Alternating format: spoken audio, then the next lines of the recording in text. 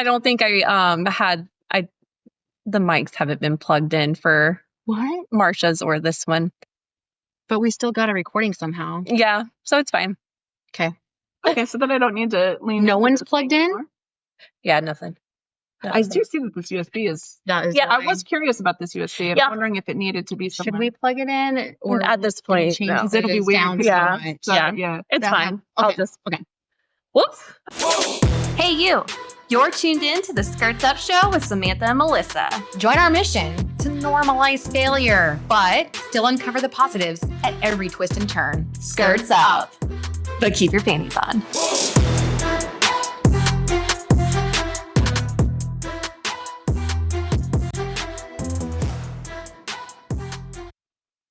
What's up, Skirts Up Squad? It is Samantha, And Melissa. and it's our last episode of the season. Holy cow, we did it. We did it. Season 2 is coming to a close, but not without a big bang. That's right. And we already know that season 3 is a big bang. It's going to be huge. And it was really funny because a couple episodes ago, Sam teased that we've had 2 people reach out to us from TV. And I was like, Technically 3. 3 now? Yeah. Well, see, there again, me not knowing what's going on. Sam is the glue. But yeah, I was just like, wait, who reached out to us? And then I went and looked, and I'm really excited for next season. Yeah. I can't wait to meet those people. Yeah, it'll be really fun. That being said, I want to announce again that we're not alone with our introduction today. We do have our guest with us again. And I'm not going to completely introduce her, but I'll just say so that you guys know when someone's chiming in. This is Mary Kate, who I will later introduce more fully, but she is a good friend. Welcome. I'm really excited to be here. I know. We're excited. I love when we have guests on that are just excited to be here as we are. Yeah, it's pretty great. So why is she here with us? Well, for this part of the episode. Oh, because Mary Kate sat down with us and she goes, "Can I be a part of the fail? Because I got one." And so why don't you open? Oh, great. Yeah. Yeah, you're welcome. It's pretty minor. So I have this trouble when I'm in public places, like by myself, because I get in my head a lot, right? So I can tend to be super awkward in public places, but when I'm by myself. If somebody else is there with me, I can like blend, but no. Fair. I'm at Kroger last night. Oh my gosh, it's like it's like one of those frogs that can blend with whatever it's standing on. Yeah. Okay, That is what I'm like. Okay. Except when I'm alone and then I'm weak Nothing to and blend just to. stick out. Okay. Got it. Thank you. Like I need a mirror, right? So that I can understand how to act Got it. with other people. Simon's always shutting me up. He goes, "That's not how you act in front of strangers." And I'm like, Yes. Right. And why? But okay. I was telling my husband this story just this morning. And I said, you know how I'm awkward, in public places? He's like, yes. Right? Because he was like, yes, Answered a little slower. Oh, no, he was like, yes, I get it. So I'm at Kroger. I mean, and it's not that big a deal, but it's just highlights my complete inability to, be a regular person. And so I'm at the self-checkout. I've got a couple of things. There's a guy in front of me. And, it's one of those self-checkouts that has the conveyor belts. You know what I mean? Yeah. So the bagging's sort of a little ways away. Which I don't understand because it's "Oh, I like those better." who's helping you? Who's the bag boy at the Well, end? see, this is what this, see? Oh, right? We're both awkward. Here, let's Okay. go. So, the dude finishes up scanning his items or whatever. So I just pop up to there and start scanning my items. Meanwhile, he hasn't bagged his stuff. So no. all my groceries Oh. are now just going to his bag. Right? Because he doesn't, you know what I mean? And I'm like, no, wait, those are my vegetables. So is he starting to? He picked it up. Oh, 'Cause he no. doesn't- you know what I mean? Oh, it was terrible. It's like the I Love Lucy episode where the conveyor belt has all the chocolates and they're I know. working in the factory. You had to be like, try to like, be like, yeah, no, that's my stuff. Sorry. I forgot that you also exist in this space with us. I forgot that you existed. Yeah, I'm so sorry that you might have another piece of this process that you had not yet completed and it was not yet my turn.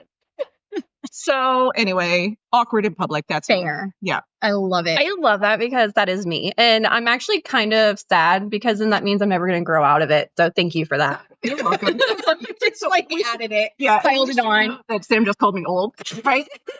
She's not just like, I'm not going to grab it because clearly you're somebody other than me.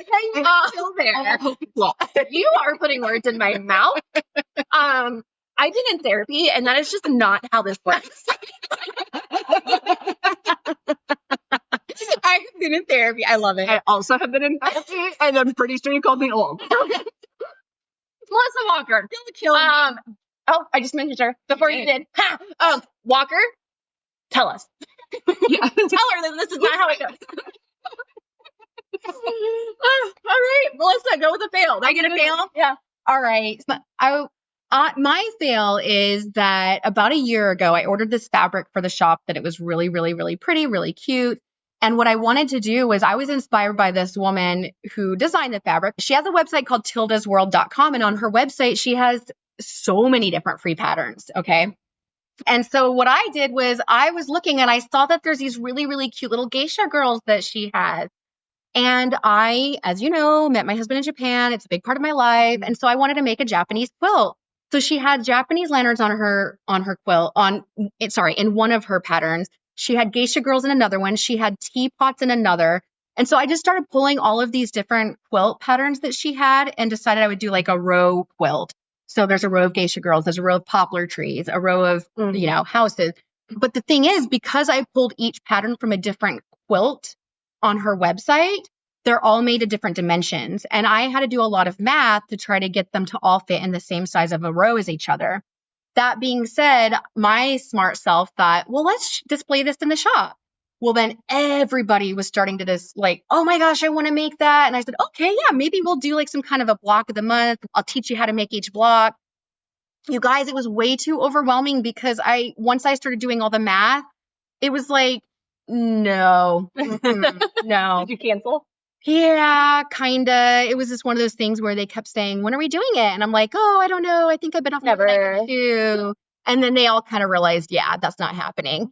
It's so much. And like when you write a pattern, everyone says like it's so easy, but it's not. You have got to write it for the low. Wait, I was about to say something that was going to sound not nice, but I don't mean it not nice, but you have to write it for the person that's coming as if like they know nothing. So, okay, so what math, like what high school math is this? Because I'm sitting here like high school math is stupid. You just need to learn your elementary math and then you don't use the other math ever in life. Unless you're a quilter. That's Or really weird. a bio. I would have been like, no. I would have been like, a quilter? Safe. No math. I just call her a biophysicist. Not a biophysicist. Our joke is that I still don't know what Mary Kate does. Friends episode where no one knows what Chandler actually does. They've been friends for so long. I don't know what I do. Doesn't know what I do. She's like, what math do you need? Mary Kay and I are still not on the same page of what she does. I don't do math. I Yeah. podcast and don't do math. That's fine.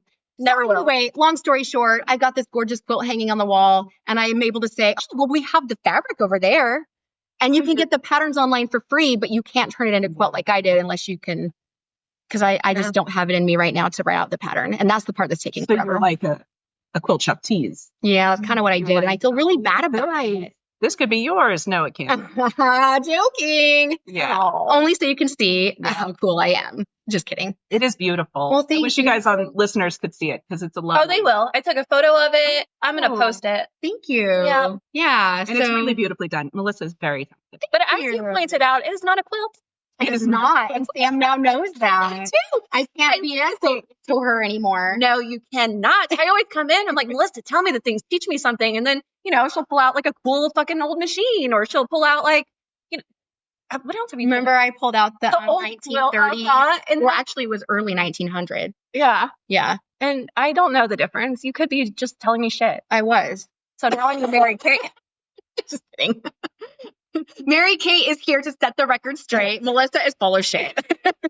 Melissa and I met at the quilt shop, so I'm your fact checker. The one that she learned at, or like this one? Oh, we did meet at Georgia meet Sewing. at Georgia Sewing. Yeah, actually, we did. Okay. Yeah. All right. So I guess you have a fail for us? Yes. It is maybe a fail because I'm old. Youngest one here. Again, ouch. continue throwing us under the bus. Oh, listen. Okay, we're here. For Linda, you. We're listen. here. We're here for you. Honey, listen. Okay. No. So Logan had a friend over, a little friendly friend, and we're in the car and we're driving and the boys, I can't remember whose idea it was, honestly, but 13. yeah, they're 13 years old. Amelia was not with us. And me, the boys, one of us decided, hey, she doesn't have his friend's phone number, prank her. Because one of her friends, one of Amelia's friends had pranked her. And it was this whole thing of, Amelia, when someone pranks, like, is saying things like that to you, you need to bring it to me. Like, I need to know. And so I had kind of scared her, like, oh, to get her to tell me, I was like, oh, there's like a kidnapper that's like messaging children and acting like they want pizza. And, and she goes, because you want to make sure she always tells you. And then I was like, yeah, just kidding. But you need to tell me stuff, like when something weird happens. Oh, so you're testing her with the boys. So yeah, the boys were like, let's prank her. And I go, fuck yeah, go ahead. Yeah, that's fine. And she's so like, is she going to tell me? Yeah, legit. And so we're in the car and the boys, they tell me what they're going to say before they send it. Cause sometimes they'd say something like, no, you too much. No weapons. No one dying. Like, Jesus. And I was like, we got to keep this not illegal. and so, they go with this like creepy thing of like, I've been stalking you. And like, this whole thing. That's scary. She's how old again? 9? She's 9, but dude, Sam's like, she just keeps going, ha ha. This is stupid. I know that this is someone who knows me. You're not funny. Cut the cap. And I go, and I was like, she means cut the crap. Because the boys are reading this to me and they go, no, she means right. She did use it right. I literally was laughing at that. And I was like, cap? What is that? And they go, no, why? Like cap. Like, oh, you are old. Yes. I knew what it meant. And I knew what that meant too. Oh, you suck. And so then I was laughing at Let me actually introduce my good friend Mary Kate for real this time. I'm embarrassed because she's told me quite a few times what she's done. And I was like, so she gets here today and I'm like, okay, so first I'm going to introduce you as the CFO of a biotech company or something like that. CFO, is that like an alien? Oh my goodness. Okay, so a CFO is like a chief financial officer, which I am not. And then yes, that's the thing. That's the whole point of the story. She's not. And she's also not in a biotech company. And she's also not. So then I was like, wow, I'm so embarrassed. But the truth is, Mary Kate is the vice president of a company that deals with public health and relation. Just public health. Stop right there. We can get into the specifics if you'd like. You introduce yourself because we're failing. The reason, but can I say real quick why I wanted to have her on? She has big boss energy. She is super smart. She's got a doctorate, which, and is apparently, which I didn't even know.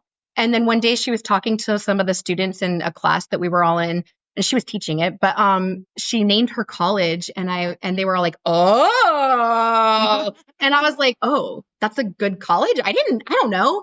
So yeah, she's smart. She has all her stuff together. She is a woman, a strong woman in a male oriented, not just company, but world. So we wanted to talk about that. But then later she had told me that she had like a life-changing experience and she actually ended up in a way different place than she thought she would. And we thought we would. That's the perfect way to end because our season. Just how our season was. It's how our, right? Yeah, exactly. So Mary Kate. I feel like you should reintroduce I do too. Thank you for that. Whatever that was. Try. Yes. My name is Mary Kate and I am the Vice President of Services Delivery for a small public health informatics consulting firm. There it is. There it is. Thank you. So it is a very niche field and a very small company. We're only about 50 people. And we do very specific services for the public health industry. Very cool.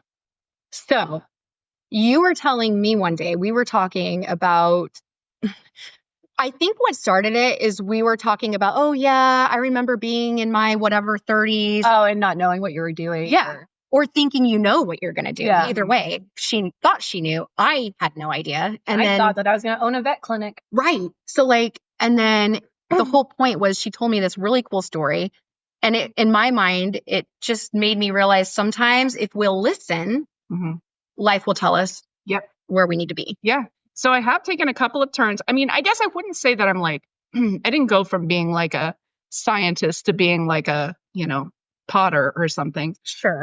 But I did take some interesting turns, and I was thinking about that when you invited me to come on the podcast. What made me take those turns, right? And I think it came down to, like you said, sort of listening to myself, to my gut. But then also there were a couple of people who really changed in an instant my thoughts about myself and my thoughts about my direction. They just saw something in me that I didn't see in myself, and they just pointed it out. And I was like, holy smokes. Just a total non-bias. Yep. Oh, that's totally different. Is someone who really knew you well? I mean, knew my career. Okay. And knew my potential. Well, he knew my potential better than I did. Okay. So give us the background. Like, what did you go to school for? And then how did you meet this person? Yes. So I'm going to just go ahead and tell the whole story. Do it. We're here for it. So I grew up in a household. My father was a biochemist. Oh. Okay, you got parts of it right. Okay. Yes. So maybe you just, like, so much maybe information. Maybe his spirit is. That's pretty cool. Honestly, you might have mentioned it before, and in my mind, I was like, Mary Kate, biochemistry. I mean, I have to admit, I did really love biochemistry. Okay. So my dad was a biochemist, and my mother was a math teacher. So when I was growing up, education was really like a focus, right? And I don't know that my parents necessarily intended to do this to me, but it was always very clear to me that my only path to success was through the sciences. Oh. Right?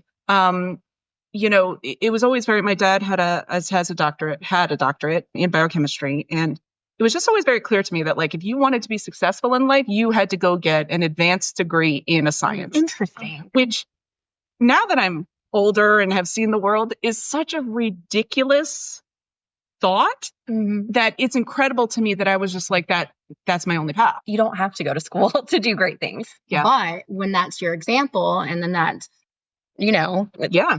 I mean, and the truth is, as I reflect on that, they were right. Sure. It's not like they were wrong, right? I was academically talented. I did well in school. I do love the sciences. I've always loved that. So they weren't wrong. Fair. But it also made me feel like when I was growing up that was my only path. Feel like you were in a box, or did you ever feel trapped, or did you kind of like your path? Oh, I think I would definitely feel trapped. Okay. So I went to school, I went to college, and I majored in biology. And I'd always had the path, in my mind that I was going to go on to get my doctorate in one of the sciences. What were you planning on going and doing with it? I was planning. Oh, I absolutely knew what I was going to go do with it. Right? I feel that. Right. I was going to study microbiology. And my thought was I was probably going to go into scientific research. Okay. And research probably something like pharmaceuticals. Okay. Or something like that. Like, that's really what I thought I would probably do. Were you thinking because it would be life-changing for people, or because that's where the money is, or that's just kind of how you go? Yes. Okay, got it. Got it. Okay. So my father worked in the pharmaceutical industry. Yeah. And so I sort of knew that as a path, right? Sure. So I was like, I can go and do that, just like my dad did. Like, I really love infectious diseases. Like, when I was a kid. So now we have the disease horror. Oh, yes.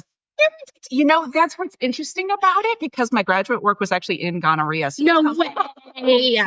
Stop. Yes, okay, that's the best ever. Okay. So, so I've always loved infectious diseases, right? Like, when I was a kid, I'd be reading books like The Hot Zone, and you know what I mean? Just like a regular kid, but I was reading these books about diseases. The plague. Yeah. So I was always kind of drawn to that. There's this macabreness of it. So were you like the one person that was like, COVID, fuck yeah, let me see it, get her started. Her eyes lit up. COVID is fascinating. And if we want to have an entirely different conversation about infectious disease and vaccination and all those things, those public health things, happy to talk to you guys about that. But that could be a little bit of a weird, touchy political subject. Yeah. But I have very strong feelings and data about that. So I went to a good college and graduated with honors in biology. And I went on to go get my doctorate. And it was during my doctorate that, so when you get a PhD in the sciences, right, like you spend 12 hours a day, 5 days a week in the laboratory doing research. I mean, and the classwork is just brutal, right? Like it's intense. And I think I have heard of people who've gotten PhDs maybe in different disciplines and stuff like that, and it's not quite as brutal as what I found it to be. I mean, microbiology is intense. It's intense. I had to do microbiology when I was going to be a nurse, and they were like, "This isn't biology," and it's and really, I mean, not to put too fine a point on it. When I was in graduate school, they were just starting to really start to use the tools of molecular biology, so like DNA analysis and stuff like that. Right. I remember Like that stuff wasn't really. We were right on the cutting edge. So at the time, my doctorate was in microbiology and immunology. If I had gotten it today, it probably would have been molecular biology. Okay. Not that that's split. No, that's interesting though. Nobody really cares, Mary Kate. But it's interesting how far the science has come in the last 30 years. So working on my graduate degree, and I'm doing well in school. But like I said, I was studying gonorrhea, right? Which is funny in its own right, I guess. But gonorrhea. Also, aren't you like a little Catholic schoolgirl? Yeah, I don't know if you want to share that. My mother was a Catholic school teacher, right? I said she was a math teacher. She actually taught math in a Catholic school. Although, in all fairness, I was actually raised incredibly liberally. Okay. Both my parents were very politically and socially liberal. Okay. But it is still funny to study gonorrhea. Yeah. And side note about gonorrhea, it is still one of the most prevalent infectious diseases in the United States, yet eminently preventable. By not having sex? Well, no. She's like, stop. No one wants that talk. Just common barrier methods. Yeah. Right? Yeah. Like totally. these are We all things, know. you know what I mean? The barrier contraceptives will prevent it. Yeah. And side note, listeners, the gonorrhea is actually also starting to be resistant to all known antibiotics. No. Like a MRSA? Yes, except it's gonorrhea. It's also the number one cause of preventable infertility in women. Really? So people like joke about gonorrhea, but it is no joke, right? Like that disease is like no joke. This needs to be in sex ed. Well, yeah. Thank you. I agree. That's what I think too. I could talk all day about, if you want to hear either about quilting or infectious diseases, I'm your girl. I could talk about it all day long. But I won't. Okay, so anyway, I'm studying gonorrhea in graduate school, and I go to this conference, right? Like when you get a PhD, you get into the nitty gritty of something, right? Like this is like the details of details of details of details, right? You are trying to figure out these minuscule little pieces of data. This was my first life-changing career event. I went to this conference, the International Pathogenic Neisseria Conference, like you do. Scientific conferences, they have like these parties after the meeting. Because you got to let loose. Yeah, right? Like it couldn't be any nerdier. Like you guys, you can't even imagine. Like imagine the nerdiest people but then add like a lot of alcohol and like music, right? Like it's something. So I've been to a bunch of these things. But anyway, I'm at this thing. Not to brag. It's not something to brag about. So I'm at this conference and there's like maybe 400 people there. And I had like a bolt of lightning. I'm sitting there, right? I'm watching all of these drunk specialists of the world, the 400 of them that, study this thing in the whole world, dancing and drinking. And I'm like, oh my God, I'm like, get me out of here. I was like, this is a nightmare. I'm like, my point in my career right now is that I will spend the entire rest of my life, my rest of my career with these 400 people. You're right. Studying this one surface exposed protein of this one bacteria. Oh my God. I was like, I got to get out of here. Right. Like it was almost like a panic attack. So anyway, I get back home and I'm ready to finish up my PhD. And I'm like, I can't do this, right? I've got to finish my degree, right? Like I was close enough that I'm like, I'm not going to like drop out of school. Fair. But I can't go on in this basic research. So it occurred to me that what interests me about the diseases is really how the public gets it. Why do they keep getting these diseases? You know what I mean? Like, what can we do to prevent them? You know, not the nitty gritty of the amino acids of this one protein. You know, I just couldn't get motivated by it. Yeah. I called up somebody who had also graduated from my program, who was working in the state public health laboratory, and this was in Virginia. And I called her up, which is very unlike me. I'm not like a cold call kind of girl, right? Like, and at the time, I was really not a cold call kind of person. But I was so desperate, you know what I mean? I was like, you got to get me out of here. You got to give me another option. Yeah. I can't do this. I'm like, I'm either. Who do I know that can? I know. help I'm like, me? I'm either gonna like get my PhD and go work at Blockbuster, Oh, which was like geez. the constant joke. Yeah. Blockbuster isn't even a thing anymore. But I was just gonna get my PhD and go I like didn't work at say it. Blockbuster, or I was like, I gotta find something else. Yeah. And so luckily, this woman said, "Yeah, come on over. You know what I mean? Let's talk about public health." And you said you graduated with her, or She had graduated from the same program as me, but a couple of years an earlier. alum? Okay. So she was an alum, yeah. So she said, "Yeah, you know, I get it. I was in the same spot. That's how I wound up here, you know." Mm. And she recommended that I start this fellowship program for public health. And she's like, "There's fellowships out there for people with PhDs to come and work in the public health laboratories in order to help them, you know, develop methods and do all this stuff." And I was like, sign me up, like, let's go. And I did. That's what I did. So I left sort of the traditional academic route, which is what most people with PhDs in the sciences do. They go on to be professors, or they go on to the pharmaceutical industries, stuff like Oh, that. that's right. So you're technically a doctor. Yeah. Do you introduce yourself as doctor? No, only when I have to. So this is a fun side Trying to note. get to Can I that. take a side? Yes, Yeah. do. Okay. So like when I was having my baby, the anesthesiologist, right? So like the epidural had like started to wear off. Okay. Right? And I'm in a lot of pain. And the guy's coming in, you know, and he's like the anesthesiologist, and he's all like hot stuff, you know? And a male Yeah. Oh, yeah. medicating Of a course, woman. of course.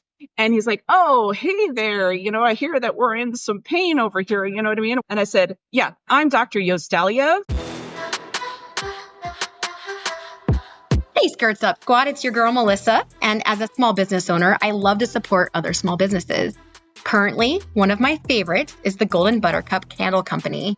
They are the sweetest people ever. I am so glad that I met them. They custom created a scent for us called Land of Lottie for our event that we recently did. They also have a candle with the eucalyptus. It is the only eucalyptus scent that I will ever have in my house again. It is that good. Check out the Golden Buttercup Candle Company for all of your scented needs. You heard it here first, the Golden Buttercup Candle Company. And I would really like some more medication, please. And my husband was like, She pulled out the doctor. like, so I only drop the doctor bomb, like when I really feel like I need some respect. Yeah. Like, I mean, in a it's hurry. fair. Yeah. So I start working on the public health app, right? And I'm like, wow, this is so cool, right? Because what's cool about public health, and in my opinion, in my extremely nerdy opinion, is that the work you do is like directly and quickly applicable to your community, Yeah. right? You know, the work that I did when I was in graduate school, you know, it was like, okay, somebody 100 years from now might use this data to do something, but it's, you know, I just didn't find it motivating. It's a very far away foundational Yes. piece. Yeah. And I mean, and some people are super jazzed by that, right? Like they get all that, so excited about it. And I think my graduate advisor was really disappointed that I wasn't Yeah. jazzed about it, you know, because I was like, You were probably good at it. yeah, I mean, I was, you know, and But just because you're good at something doesn't mean you have to like follow it. and keep doing it. eventually it's interesting, you know, I was good at it. I wasn't great, Oh, okay. right? Because I just didn't care enough, right? Like when you're in a laboratory, like you have to really care about what you're doing. It's super precise work, Yeah. super detail oriented. If you don't care, you know what I mean? Things go the fuck wrong and everything like that. So I mean, I was good, but I wasn't great.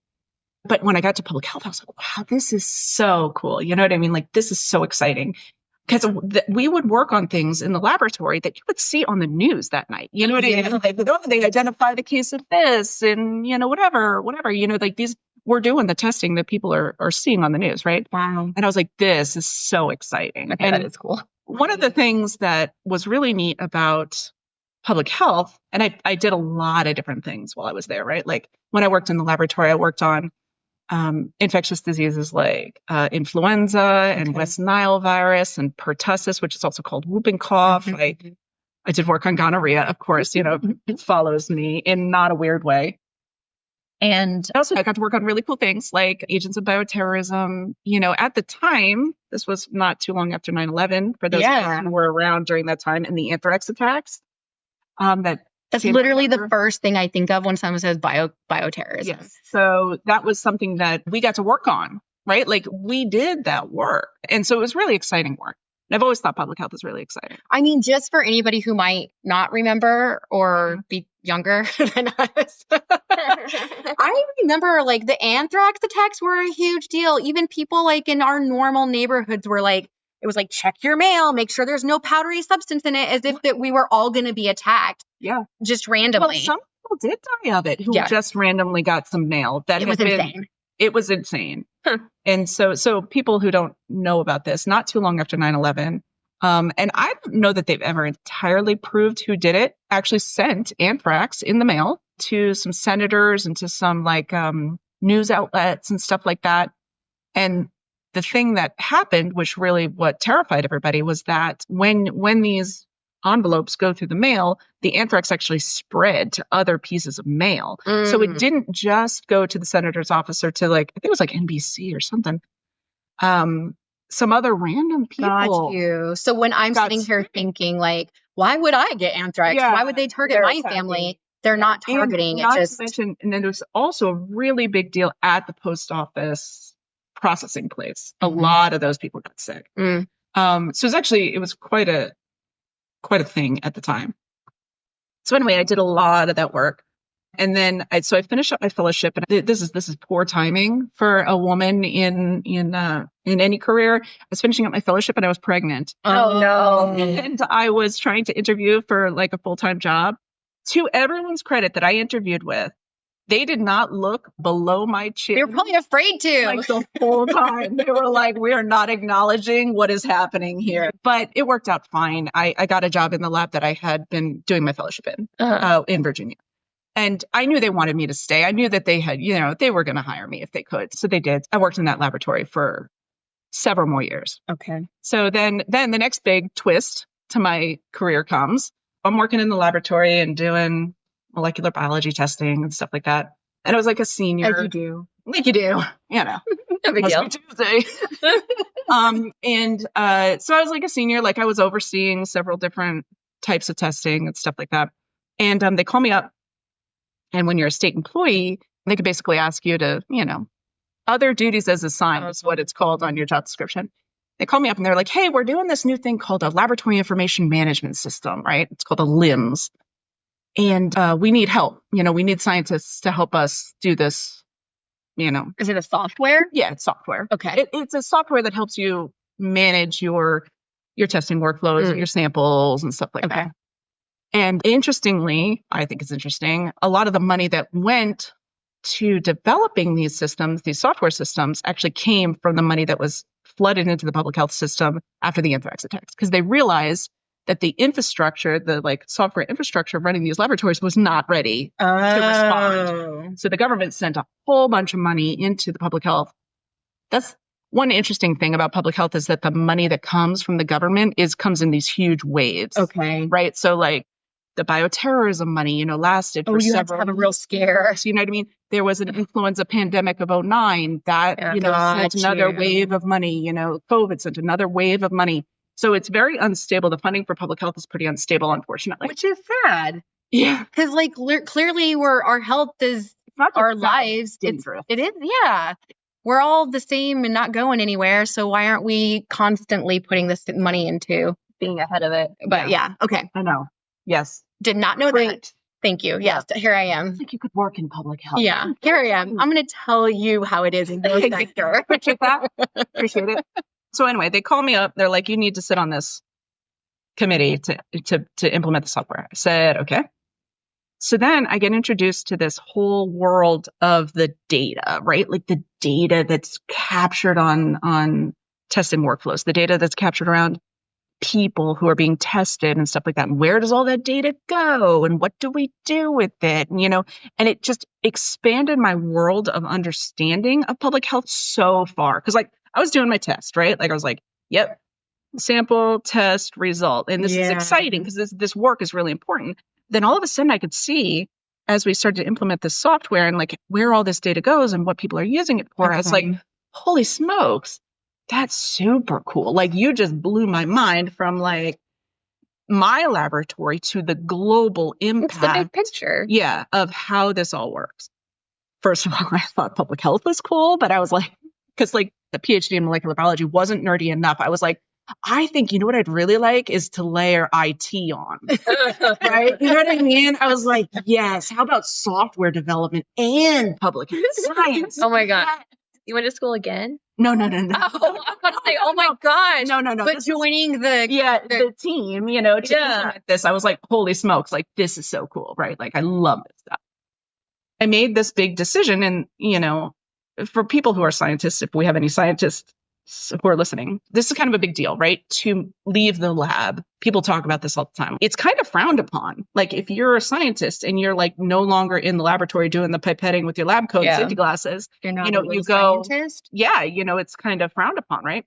Well, let me ask a question real quick. Is this because there's not very many of you and they feel like you're kind of abandoning the ship? Or like a downgrade in knowledge? Yeah, it's more like, it's like this sort of like, oh, we're scientists. You know what I mean? Like a little bit like if you're not in the lab, if you're not like hands on with the purists. Yes. Like you're like, oh, well, you left. Okay. You left the path. But it took me a minute. You know what I mean? It sounds dramatic, but it took me a minute to really reconcile the fact that I don't want to pipette samples for the rest of my life. And it's okay. Yeah. And it's okay.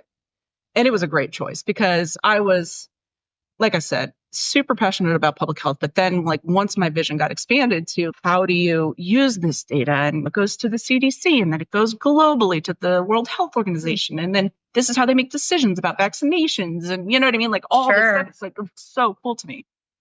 So I left the lab and this management of data and how the data is captured and moved. They call that informatics. I was actually then the manager of that department in Virginia. And during that time, I got to work with a lot of other colleagues, people that worked at the CDC and other states and other I got all these opportunities to work with these people.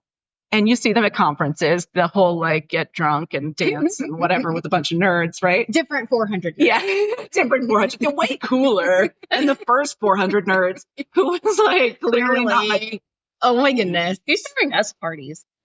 The what?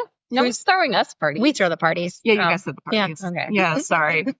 So anyway, there's these folks that I used to hang out with, when I'd see them at the conferences. Hey, how you doing? We'd have a couple of drinks, whatever.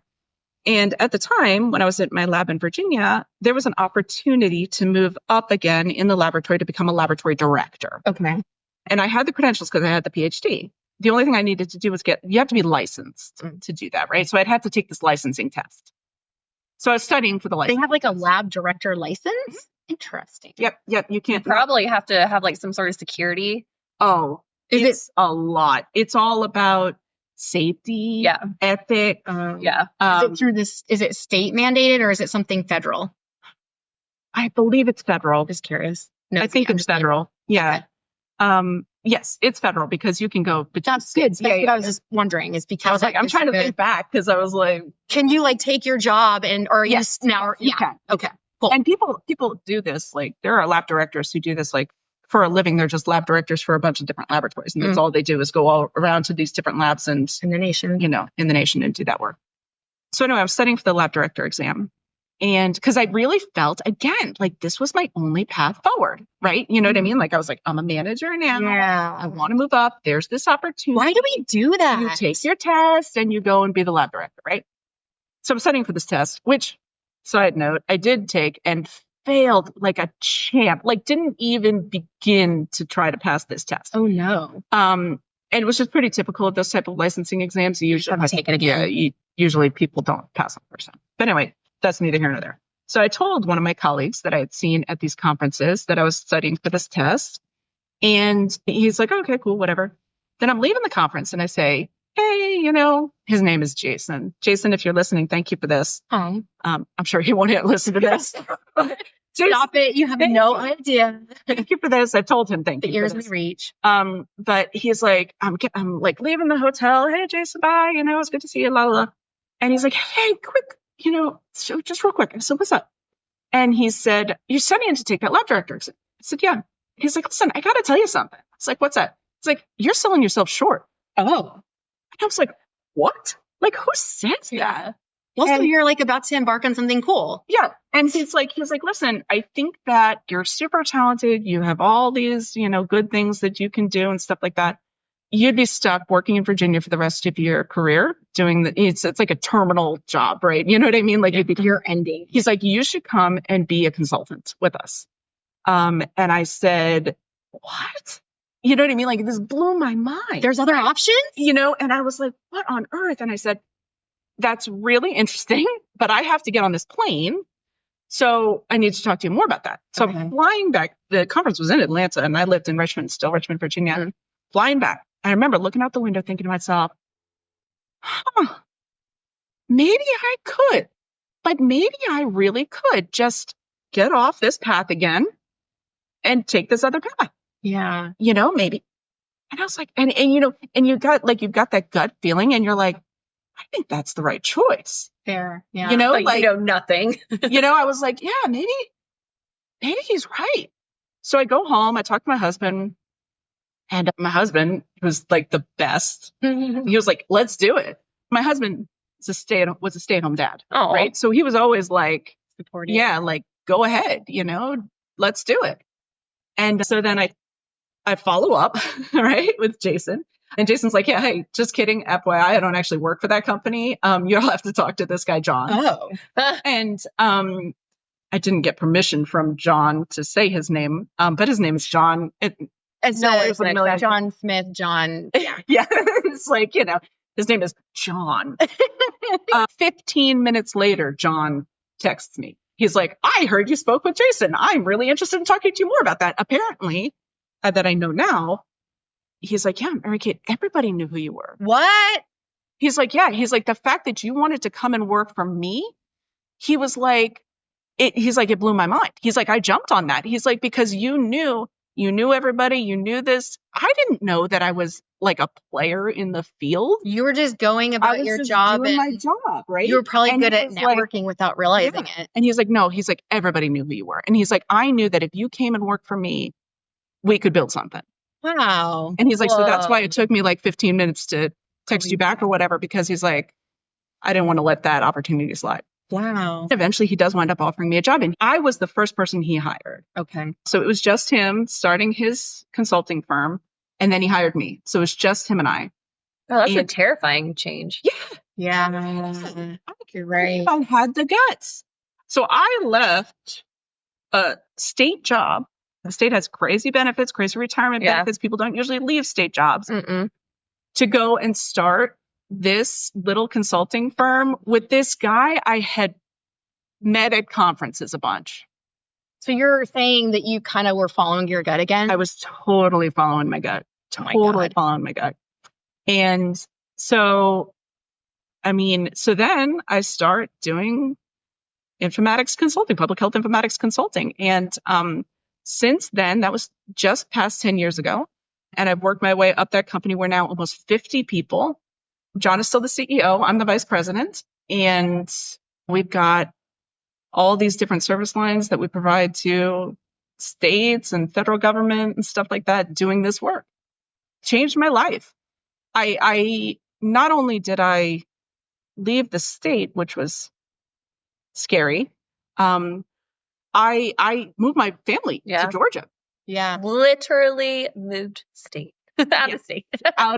out of the state employee and out of the state itself. But So I came to Georgia. so when you made this change, like what was the actual work that you were doing that changed? Because you were saying that for the state, it was really like being involved in the information that the community gets to know and being a big part of that. So what is the job now that you switched to? Well, so when I started consulting, so I was providing that same service basically that I used to do in Virginia, but to whoever needed it.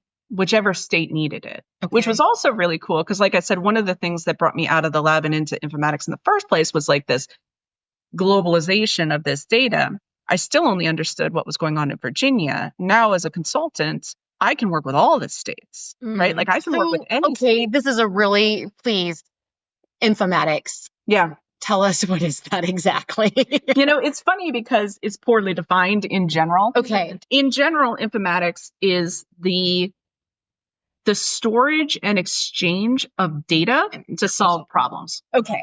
Right? So, like, you could say that the computers that you run here to do your shop are informatics, right? Sure. Like, because it's capturing the data that you've got here. It's communicating with the credit card people or whatever. So each industry has informatics. I don't know. I think when I heard her story, I just thought it was something that a lot of people could maybe want to hear, because Sam and I both come from, okay, well, we don't have a lot of educational background, but we're kind of finding our way in the world anyway. What about the people who have all of that behind them and then still a wrench is thrown in and they think they have their path planned out and it's still, so I just, Would you have needed all of the schooling and all of your background to be where you are?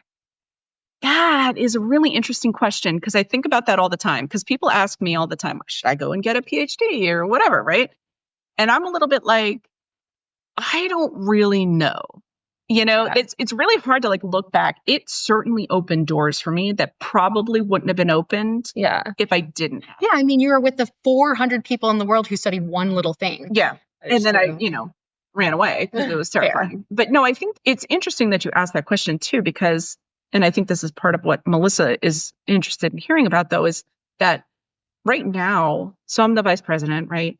And so most of what I do now is business. Mm-hmm. Yeah. Right? Like I don't do a lot of the consulting anymore. I don't do a lot of science. I don't do a lot of informatics at all. It's all about business, right? It's all about contracts and investments and skills and people and resource management and all that other stuff. Right, dots. Yeah. So right now I do a job that's business and public health informatics that I have no formal education in either of them. Yeah. I don't have an MBA.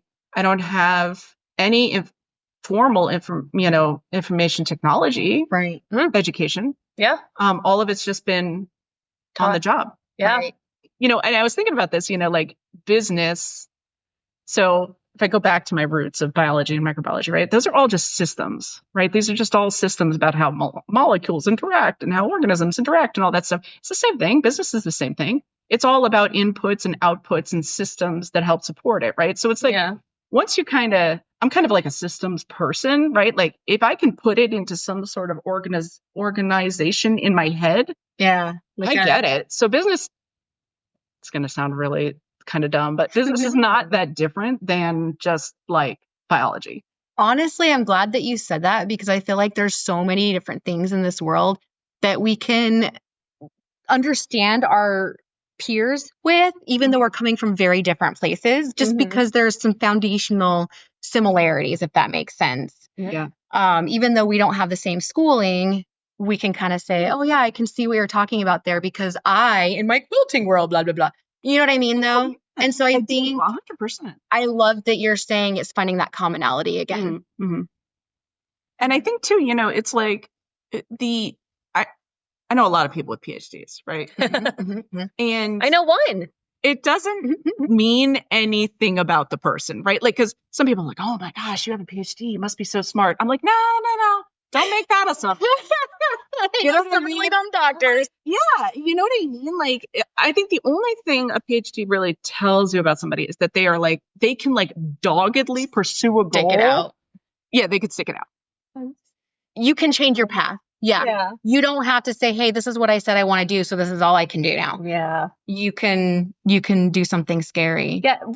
And you didn't go through the depressive slump, because for me, once I got into the pet industry, I was like, there's so many things I can do with this. I'm going to keep going up. I want my own clinic someday. So when I left the resort, I was like, well, now what? Animals have been my whole life, adult life. And I was so depressed. So what are why did you leave? Yeah. One, owners are not very intelligent and they're mean. And two, I just got tired of dealing with everyone's crap. Like there are facts, and it's like you can't beat a dead horse. Like if you have someone who's just not gonna hear it. Yeah. So I don't know. I just got worn out. And plus, like once you get into your 30s, it's not as fun wrestling a dog as it was in your 20s. See that? I see that. So there's that.